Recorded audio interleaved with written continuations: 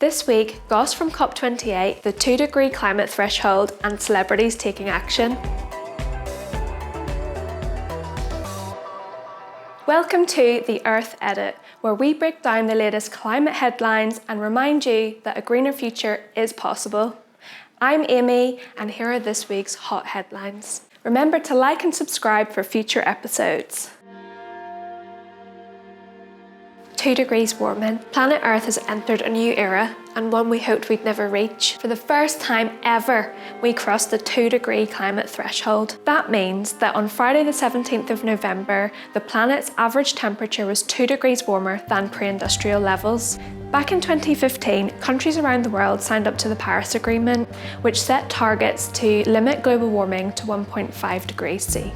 2 degrees was set as a critical threshold, and above that we can expect to see devastating climate impacts and irreversible tipping points. The breach was only temporary and the Paris Agreement is still intact, but it's an alarming sign of things to come if we don't act fast. As the UN Secretary General stated back in July, the era of global boiling has arrived. If we don't act rapidly to tackle climate change and curb our carbon emissions, we're going to see more record-breaking events like this all over the world. We need to act now. We need to end the era of global boiling and enter the era of urgent climate action.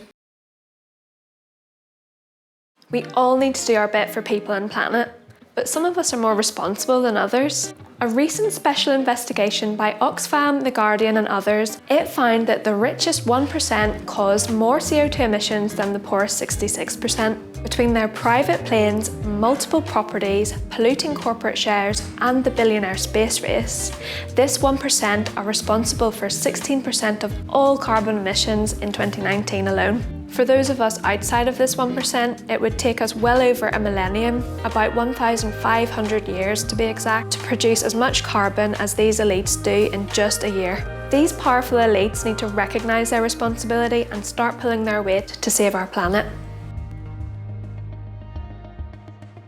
It's that time of year where the world gathers for the UN climate talks, better known as COP. This year, COP28 is taking place in Dubai, and so far it's been interesting. This year's talks have been dominated by fossil fuel lobbyists.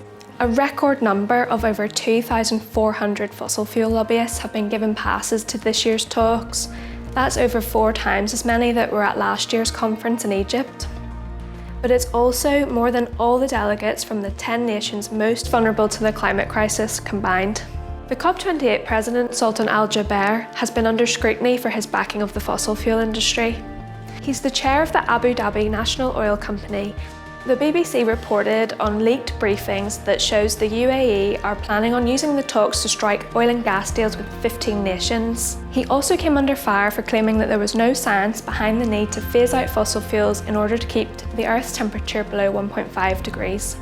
If COP is so thoroughly captured by the fossil fuel industry, it's hard to see how any meaningful action can be taken on tackling the climate crisis. Organisers need to keep the interests of private companies out and amplify the voices of the countries most vulnerable to climate change.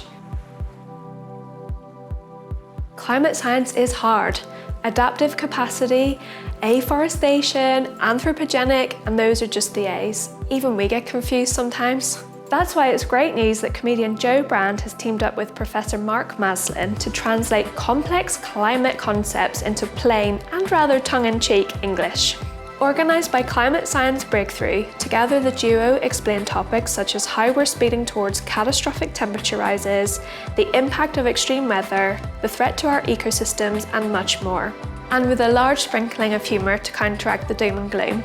Meanwhile, actress Oblivia Coalmine has worked with Make My Money Matter to show the fossil fuel industry's vice-like grip on our pensions. Playing the part of a sinister oil exec, Oblivia Coalmine, she explains how many of us are inadvertently propping up gas and oil through our pension schemes, which invest billions of pounds into these companies. And while their profits soar, our planet burns. You can take action now to divest your pension from fossil fuels. Check out the Make My Money Matter website and our own divestment campaign, UK Divest. At Friends of the Earth, the UK's largest environmental grassroots network, we're fighting on the ground to make the world a better place for all of us. Simply like and subscribe to support the work that we do, and join us next time for the latest hot headlines.